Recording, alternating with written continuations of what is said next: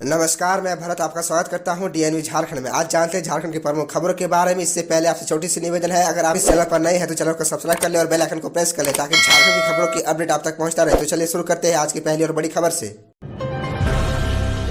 CM को बाहरियों से इतना प्रेम क्यों है, नियोजन नीति पर बोले लॉबिन हेम्ब्रम। आपको बता दें कि झारखंड में हेमंत सोरेन सरकार की नियोजन नीति पर खड़ा हुआ हंगामा थमता नहीं दिख रहा। बजट सत्र के दूसरे चरण में सोमवार और मंगलवार को जहां बीजेपी विधायकों ने सदन के बाहर और भीतर जमकर हंगामा किया, वहीं सत्ता पक्ष के भी कई विधायकों ने सवाल उठाए। हेमंत सोरेन सरकार की नई नियोजन नीति पर सवाल उठाने वाले सत्ता पक्ष के विधायकों में लॉबिन हेम्ब्रम का नाम उल्लेखनीय है। पिछले एक वर्ष से लगातार मुख्यमंत्री हेमंत सोरेन पर हमलावर रहे लॉबिन हेम्ब्रम ने कहा कि मुझे समझ नहीं आता कि मुख्यमंत्री को बाहरियों से इतना प्रेम क्यों है। आपको बता दें कि लॉबिन हेम्ब्रम ने कहा कि नियोजन नीति को लेकर प्रदेश के बेरोजगार युवक युवतियों में खलबली है, वे सभी आंशिक और आक्रोशित है। सरकार को यह बात समझनी चाहिए।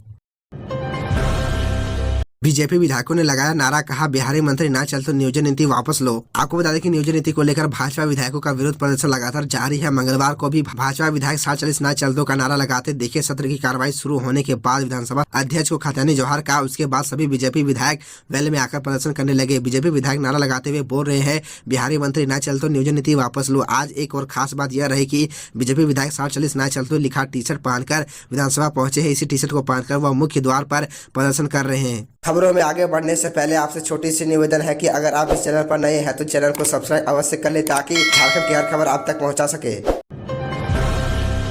शिक्षा मंत्री से मिलने अस्पताल पहुंचे सीएम जगन्नाथ महतो को बताया फाइटर। आपको बता दें कि राज्य के शिक्षा मंत्री जगन्नाथ महतो पारस एचईसी अस्पताल में भर्ती है, वहां उनका इलाज चल रहा है। इसी क्रम में मुख्यमंत्री हेमंत सोरेन आज उनसे मिलने अस्पताल पहुंचे थे। उन्होंने जगन्नाथ महतो से मिलकर उनके स्वास्थ्य की जानकारी ली। अस्पताल से निकलकर उन्होंने सोशल मीडिया पर एक तस्वीर भी पोस्ट की है, जिसमें उन्होंने जगन्नाथ महतो की तारीफ की है और कहा है कि फाइटर है हमारे टाइगर जगन्नाथ दा, आपसे स्वस्थ हो यही कामना करता हूँ। बता दें कि कोरोना की चपेट में आने के बाद से जगन्नाथ महतो की तबियत अक्सर खराब रहती है। साल भर पहले ही उनका हार्ट ट्रांसप्लांट के एक अस्पताल में किया गया है। वह भले ही वहां से स्वस्थ होकर लौट आए, लेकिन इतनी बड़ी सर्जरी होने के कारण बीच बीच में तबीयत अक्सर बिगड़ जाती है।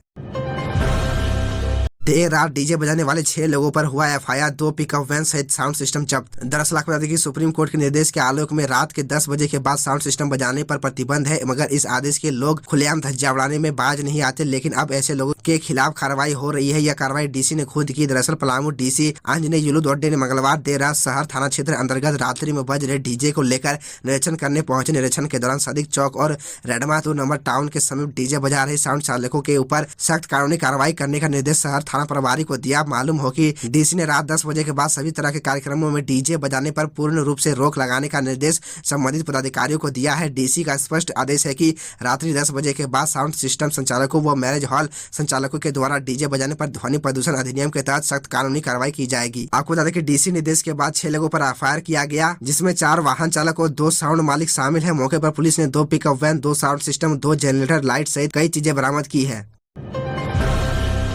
पारा टीचरों के मानदेय में 2 वर्षों से नहीं हुई 10% की बढ़ोतरी, जाने क्या कर रही सरकार। दरअसल आपको बता दें कि स्कूल शिक्षा एवं साक्षरता विभाग झारखंड ने अब आश्वासन दिया है कि पारा शिक्षकों के आकलन परीक्षा के बाद ही इस संबंध में कदम उठाए जाएंगे। झारखंड एकेडमिक काउंसिल रांची द्वारा इसके लिए ऑनलाइन आवेदन लिए जा चुके हैं। अभी परिषद माध्यमिक और इंटरमीडिएट की परीक्षा आयोजित करने में लगा है। इसके बाद आकलन परीक्षा ली जाएगी। विधायक दीपिका पांडे सिंह ने स्कूल शिक्षा विभाग से जानकारी मांगी थी कि अब तक 47,000 सहायक अध्यापकों के मानदेय में 10% बढ़ोतरी क्यों नहीं हुई, जबकि दिसंबर 2021 में शिक्षा मंत्री एवं सचिव के साथ हुई वार्ता में कहा गया था कि पारा शिक्षकों के लिए आकलन परीक्षा 3 माह के अंदर करा ली जाएगी। इस पर विभाग ने लिखित सूचना उपलब्ध कराते हुए बताया है कि विभागीय मंत्री के साथ बैठक में गैर ट्रेड पास एवं ट्रेड पास शिक्षकों के मानदेय में आकलन परीक्षा पास करने पर अतिरिक्त 10% बोनस देने की बात हुई थी। झारखंड सहायक सेवानिवृत्त नियमावली 2021 के अनुसार ऐसे सभी कार्यरत ट्रेड शिक्षक जिनके सर्टिफिकेट वैध होंगे वे आकलन परीक्षा में शामिल हो सकेंगे। आकलन परीक्षा के लिए 4 मौके दिए जाएंगे।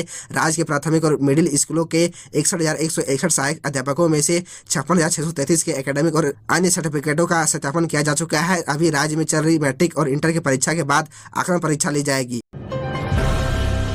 विपक्ष का कटौती प्रस्ताव खारिज, कृषि विभाग के लिए 2,804 करोड़ रुपए का अनुदान मांग ध्वनि मत से पारित। दरअसल आपको बता दें कि झारखंड विधानसभा से मंगलवार को कृषि विभाग के लिए वित्त वर्ष 2023-24 के लिए 2,804 करोड़ रुपए का अनुदान मांग ध्वनि मत से पारित हुआ।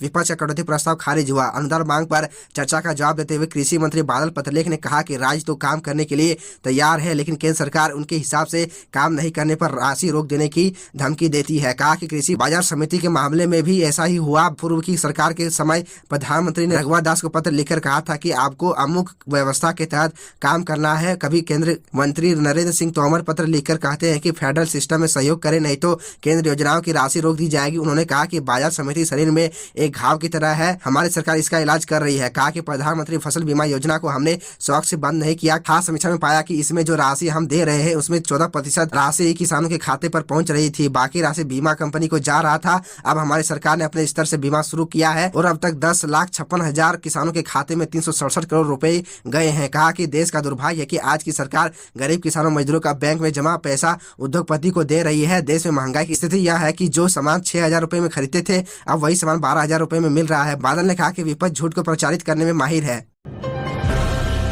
गढ़वा वन क्षेत्र इलाका फिर अलर्ट पर, इलाके में बाघ देखे जाने का दावा। अधिकारी ने कहा हम अलर्ट है लेकिन हमारे क्षेत्र में होने की पुष्टि नहीं। आपको बता दें कि गढ़वा में एक बार फिर वन विभाग अलर्ट में है। छत्तीसगढ़ की सीमा पर बाघ देखे जाने की खबर दी गई है। इस संबंध में गढ़वा दक्षिणी वन क्षेत्र पदाधिकारी शशि कुमार ने कहा इसे छत्तीसगढ़ की सीमा पर कन्हान नदी के पार देखे जाने की सूचना मिली है। बाघ हमारे क्षेत्र में नहीं है, इसके बावजूद भी हमने अधिकारियों को अलर्ट पर रखा है। अभी तक बाघ ने छत्तीसगढ़ के सीमावर्ती क्षेत्र में बाघ आधा दर्जन से अधिक माओवासियों का शिकार किया है। खतरा सीमा पर सटे होने की वजह से झारखंड के गढ़वा इलाके के कुछ क्षेत्रों में भी है, हालांकि अब तक बाघ के दूसरी तरफ आने की जानकारी नहीं मिली है। तो यह थी झारखंड की टॉप बड़ी खबरें और इसी तरह झारखंड की छोटी सी बड़ी खबरों को देखने के लिए आप हमारे चैनल DN न्यूज झारखंड को सब्सक्राइब कर ले और बेल आइकन को प्रेस कर ले, जिससे आपको झारखंड की हर छोटी बड़ी खबरों के अपडेट आप तक पहुंचता रहे।